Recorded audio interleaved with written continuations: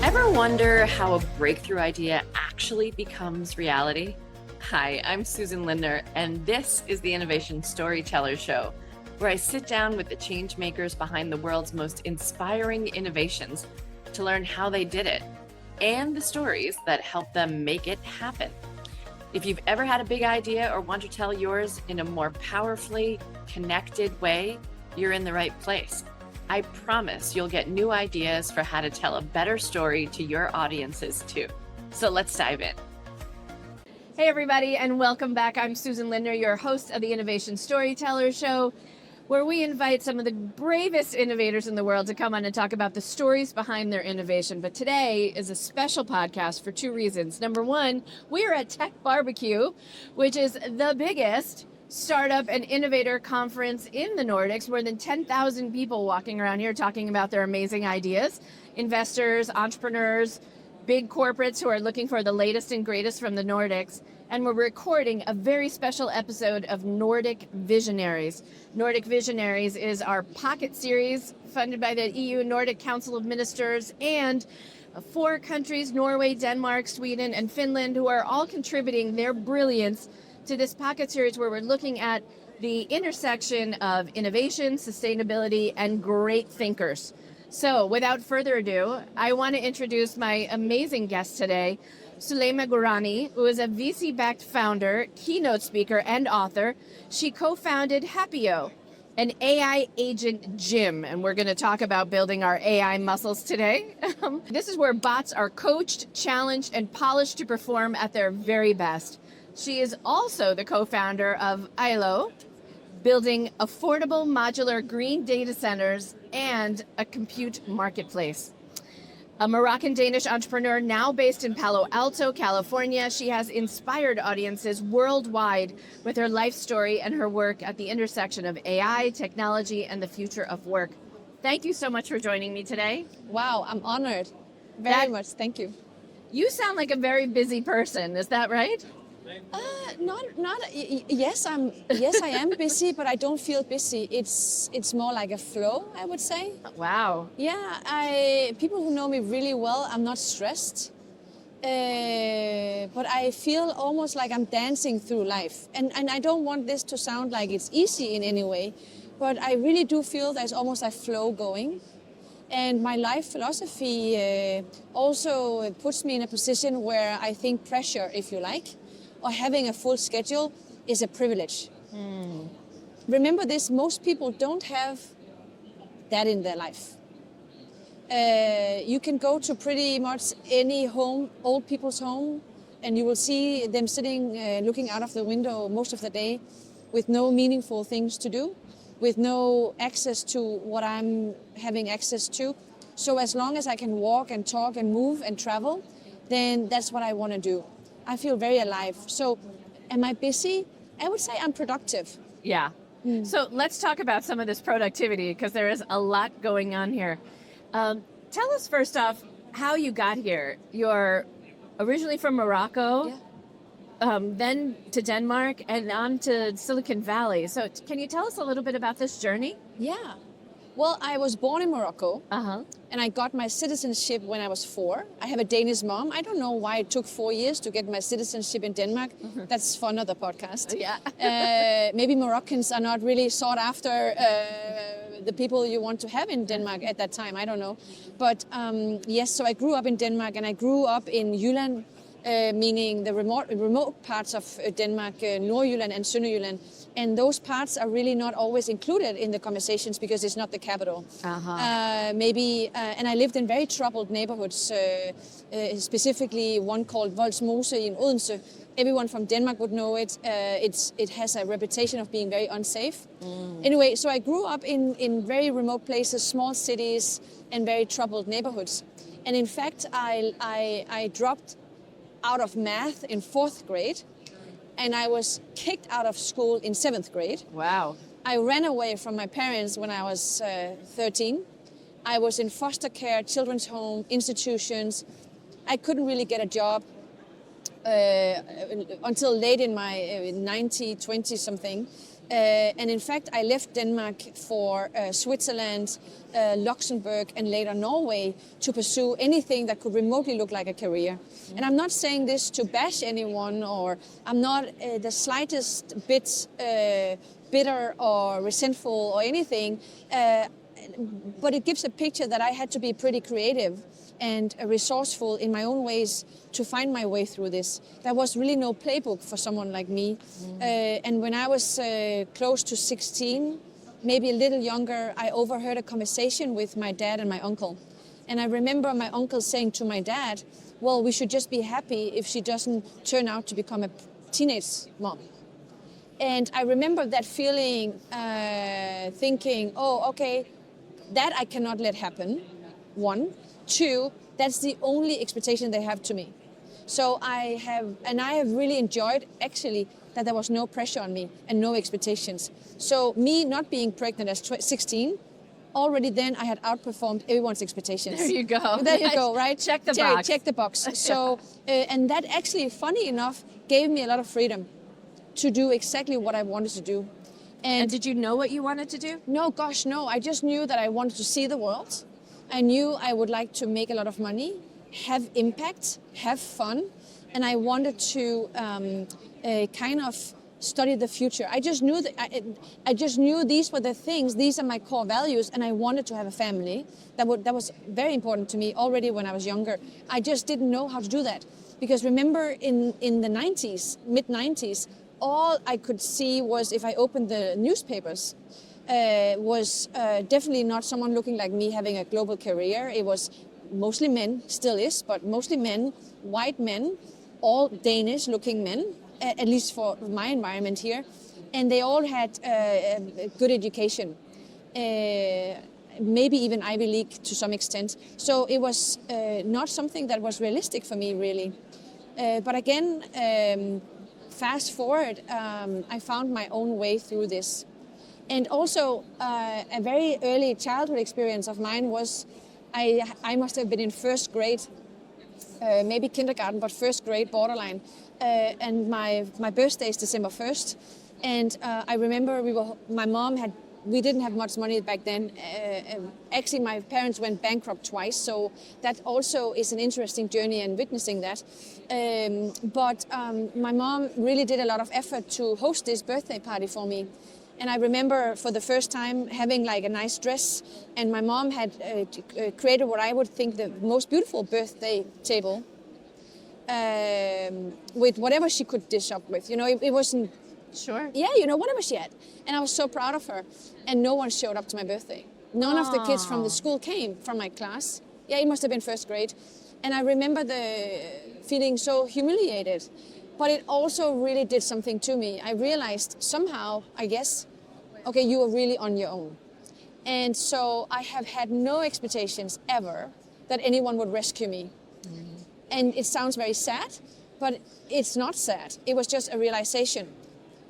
I've been helped a lot since then, don't worry. I have many, many hundreds of people I can thank for everything that happened in my life.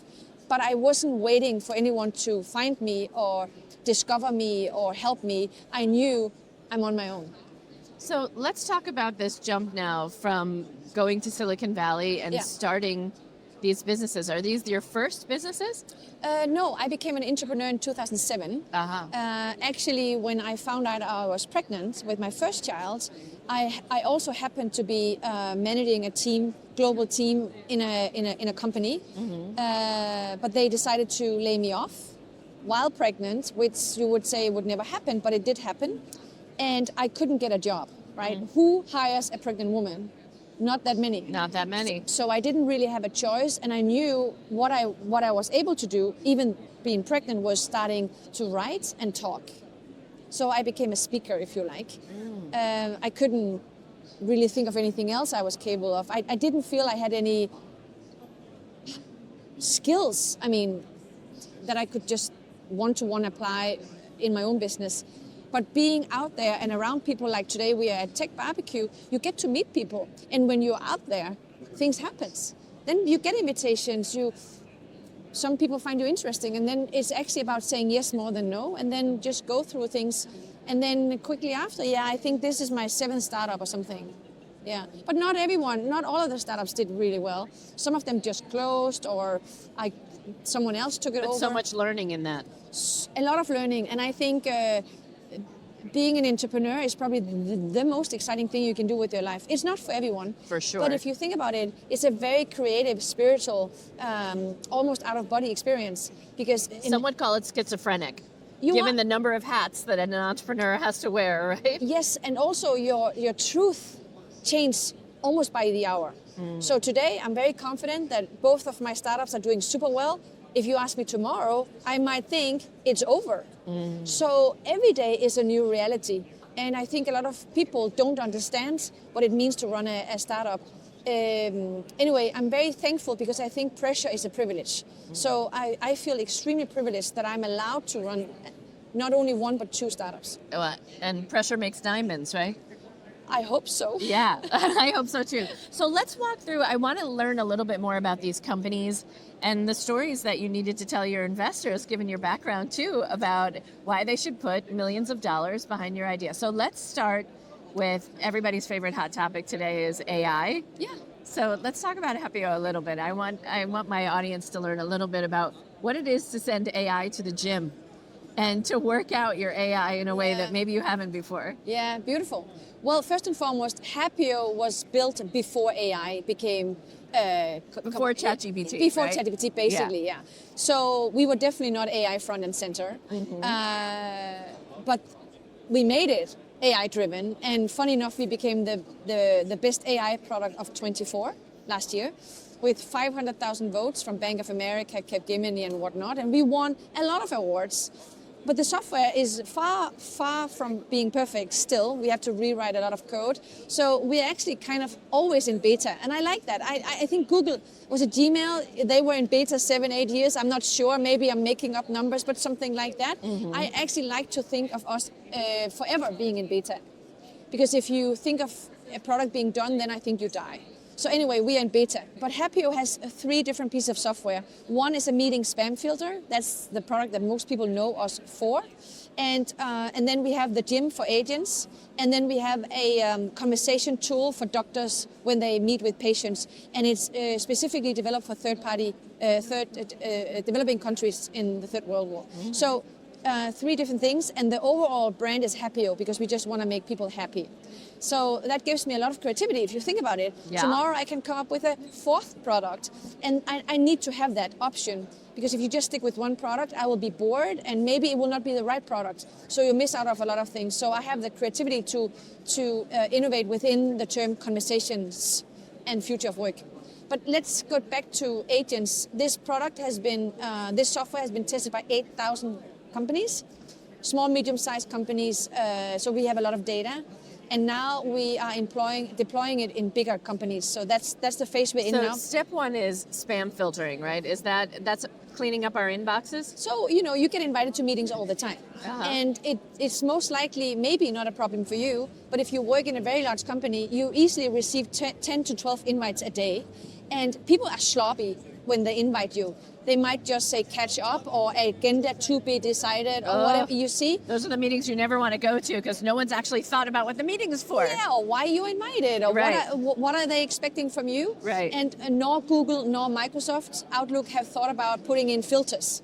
So basically you add us as a third-party platform, integrate in your workflow, and you just tell Happio how you want your meetings. And we will hunt people down until they improve that invite they sent you last week or whatever. So, and people love the product. I think but products like that usually get acquired, and then they just got bought up and integrated in bigger workflows, and that's fine with us too.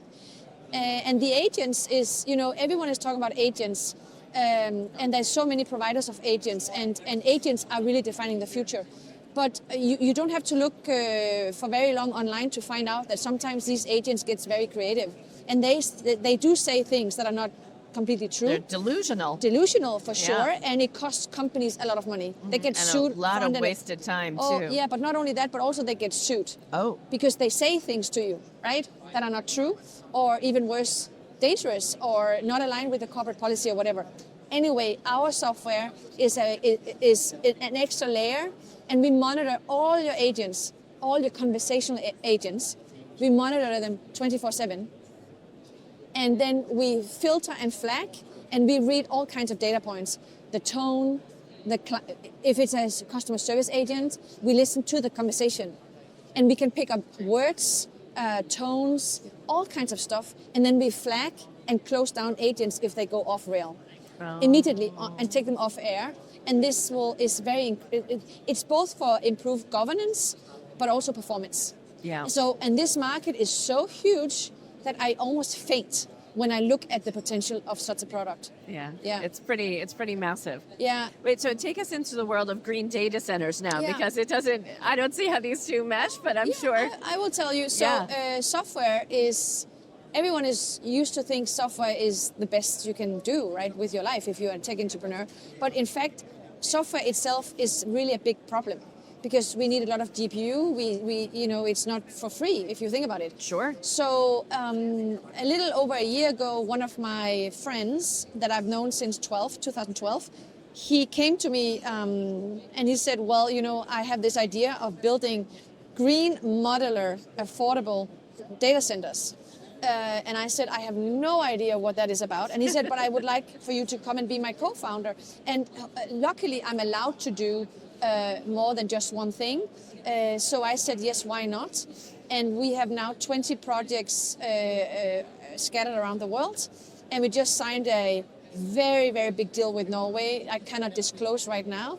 But this, congratulations. Thank you. It's huge. So I think actually, it's funny because I always wanted to IPO a company. I think in Europe, you don't talk too much about IPOs. I don't think there's been an IPO out of Denmark for 900 days. But in US, it's kind of the thing, right? You really want to IPO. It's the dream. It's the dream. It's the dream. And it's only the very few who gets to do it. But all my girlfriends who've IPO'd, I know a lot of them, every time, in a good way, I'm envious. I want to do that too. And it's because it's the calling of my heart. I want to do it. I want to go on that journey. Yeah. And Ailo might be, at least someone has said this might be one of the fastest growing potential IPOs they've seen. I don't want to sell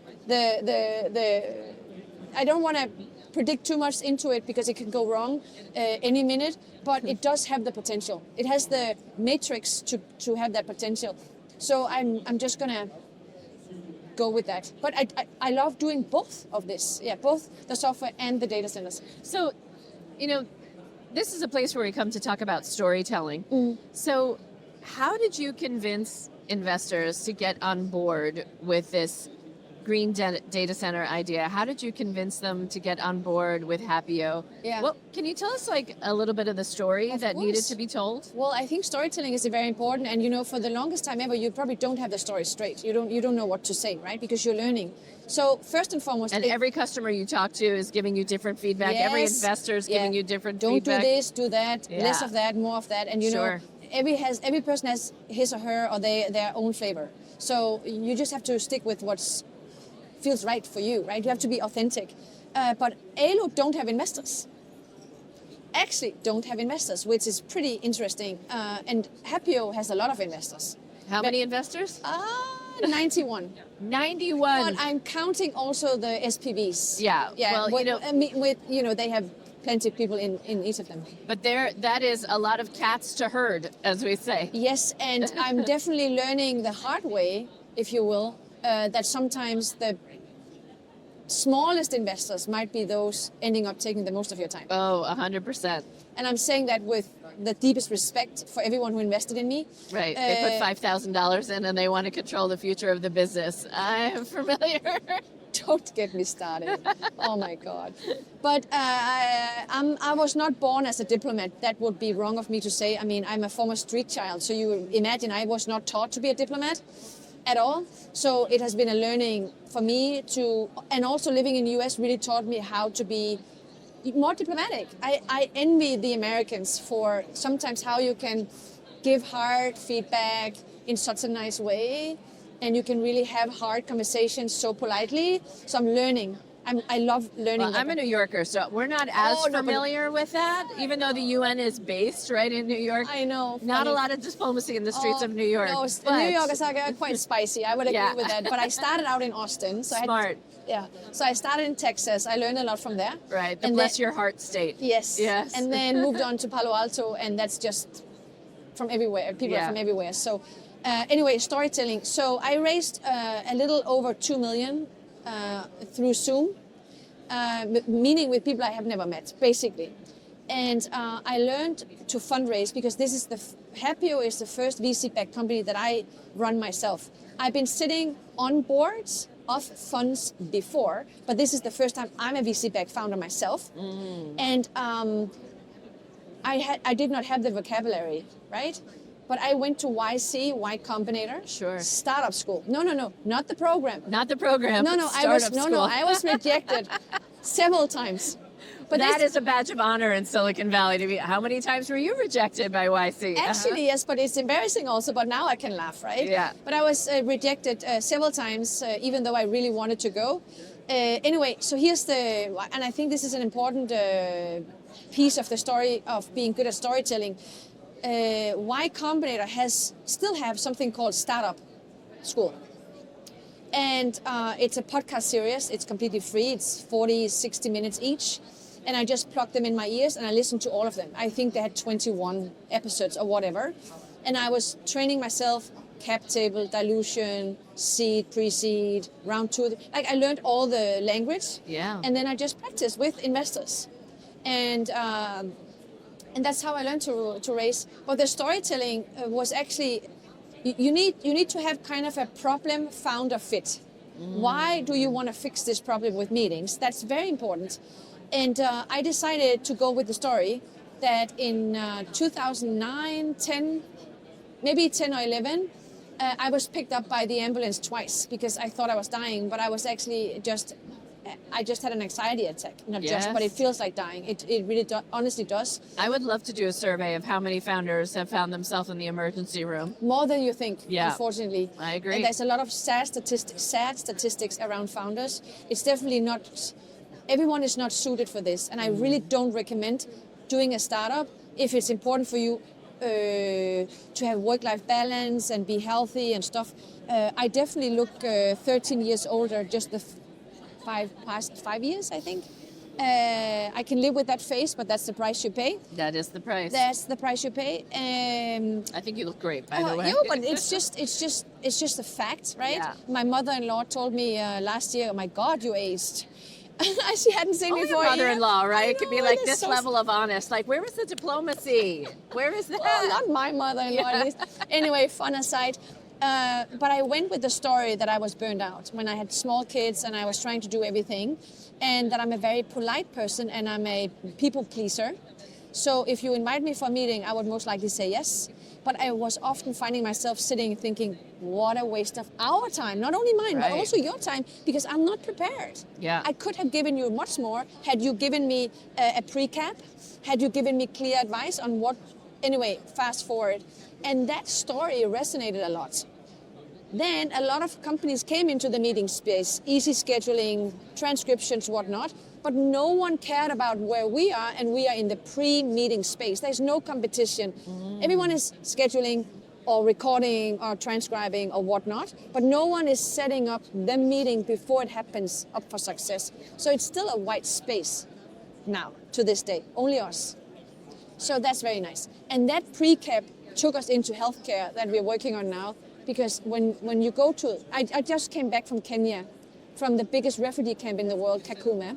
Wow. And they only have 3-4 doctors for that camp. It's not a lot of doctors. And that is the same picture you see in Pakistan, India, and many other places. There's not enough doctors. And the doctors has to have a consultation, need to fill out a lot of forms. There's no privacy, no personal space in consulting rooms where you can sit with your doctor by yourself. It's all happening in a noisy place like this. Right, where all your neighbors are listening to your private information. Oh yeah, but we can record that conversation. But not only that, if it's a young, unexperienced doctor, we can nudge the doctor to ask all the right questions, because that's what AI can help you with. Right. But also that we can automatically fill out all the forms that need to be filled out, and the doctor basically only have to approve and then move on to the next one. So improve efficiency. So anyway, spam filter, the pre-meeting cap, took us into understanding AI better and the agents, and also healthcare. So yeah, that's the journey, and I think you have to fall in love with the problem. And then you have to find different solutions and partner up. If you can't build it yourself, then partner up in many ways or different ways to make it for you able to put a product into the market. And I did all mistakes you can imagine with Happio. All the 100 mistakes that you shouldn't do, I've done every single one of them. So getting back to the story idea, how has the story changed from when you first told it to how you tell it now? I still tell the same story, why I'm in love to fixing meetings, even though it's the biggest, most boring and expensive problem to be solved. Still, to this day, even to this day, it's 25 right now, 2025, yet no one have fixed meetings. We still sit in meetings. No one reads the transcripts, right? And anyway, so it's still a problem to be solved. How do I tell the story? I think I still say the same, but I have become better in giving numbers, because we did a global pilot with a public listed company, and that gave us a lot of insights. And we had design partners like IKEA, Hitachi, Tata Group, Siemens, and many others that helped us to improve the product. But the product is not perfect still, at all. But it's getting there. It's getting there. And it's clearly helping people on the way. I could not live without it. That's also important. I'm using it every day myself. In the Valley, we like to say, I eat my own dog food. 100%. Yeah. If you don't use your own product, then something is wrong with you. Yeah. So what do you think it is about the Nordics, though, having this background of growing up in Copenhagen, growing up in Denmark? What do you think the Nordics bring to the innovation and sustainability discussion that isn't happening in the United States? I do think there's a lot of sustainability conversations happening in the US. I just think we don't hear about them in the Nordics. I think it's front and center in most conversations, at least in the Valley, in DC. To my understanding, it's not like US is not interested in that at all, because it's good business, right? And this current administration is also maybe not a fan of wind energy, but they're a fan of, I don't know, nuclear and whatnot. And so I think a lot of things are happening. But anyway, back to the point, being a Scandinavian brings a lot of advantages. Somehow I think we can charm a lot of people. I don't know why. Maybe because we're a little naive. Maybe we are happy-go-lucky types. Maybe we are good with people. Maybe, in Danish school system, you grow up with a lot of EQ, emotional intelligence training. It's just baked into our system. Huh. Most of our exams are group orientated, not tests, right? Oh. So you learn to work really well together. And we have a lot of qualities. And we are from a small country, so we know how to network and get things done. And we are community facing. We are fairly good at English, I think. I mean, most Danes are fairly good, not perfect. I haven't had to speak any Danish the whole time I've been here. Yeah, well, so I think we have a lot of things that goes really well for us. The things that maybe might be a disadvantage is a lot of Danes, we are improving, but we don't think very big. People still talk to me about, I want to raise $1 million kroner. I don't even know, that's very little in dollars, right? It's not even worth thinking of. I'm not saying that to be ignorant or anything. It's just like we need to get used to think bigger. Because if you launch a product or a service, it should be for the whole world. So I think it would be great if we dare to think bigger. Yeah. And then, of course, it's a disadvantage that we speak Danish, because a lot of things we do first is always in Danish. And then you have to put a lot of effort to make that global. But AI can now help you with that. Right. So you can localize pretty quickly. Yeah. But I think overall Danes are really excellent for being global. But I do think our emotional intelligence and our charm, that's the kicker. I think it's... Yeah. I would like to say, it's our skill from our education system and whatnot. I don't think so. I think it's more soft skills. Mm. So I'm going to ask you the 3 hot seat questions that I ask everyone who comes on the show. Mm-hmm. What do you think is the greatest innovation of all time? The internet. Yes. And if you could join any innovation team in the course of human history, what would it be? Which team would you join? Gosh, that's a good question. I'm bullish on, I like NASA. I think, space is really fascinating. I think that's it's big, it's growing, but it's going to be the biggest industry in the world. It's going to impact everything we do, everything from healthcare to mobility to data centers to everything. So, but that's probably something everyone says, right? People love the Apollo missions. They have they are such a love of NASA. They could tell you down to the astronaut they want to serve with, given the opportunity. Yeah. But I think everyone has a fascination with space. Space or ocean, right? Or ocean. I feel that way. But I don't feel like submarines is really the thing I want to go into right now. Especially after that explosion last time. That was probably not a good one. Okay, and last question. Yeah. What is the innovation that the world needs now? What is the innovation the world needs? Well, we need to cure cancer. Yeah. Yes, please. We need to cure cancer. And, had you asked me 3-4 years ago, I would say not in my lifetime. But there are some pretty prominent founders in the Valley that are doing really excellent work now. I actually honestly think within the next 10 years, we will eliminate a lot of cancers. I would not have thought that, and that is all thanks to AI. So I think we need that. Too many, I think, is it every other person has been impacted by the death of cancer? For sure. And every one out of 3 gets cancer in one way or another. So I think, yes, please. Yes, thank you. I would like that. This has just been such an illuminating conversation. Thank you so much for joining me on the show. If people want to get in touch with you, where should they reach out? My name, Soulaima.com. That you will always be updated on what I'm up to through that page. Fantastic. Soulaima, thank you so much for joining me today. Oh, such an honor. Thank you for having me. Really, really appreciate it. Thank you. Thank you. I truly hope you enjoyed today's conversation. If you did, be sure to like, follow, and subscribe so you never miss the next story that could inspire your own.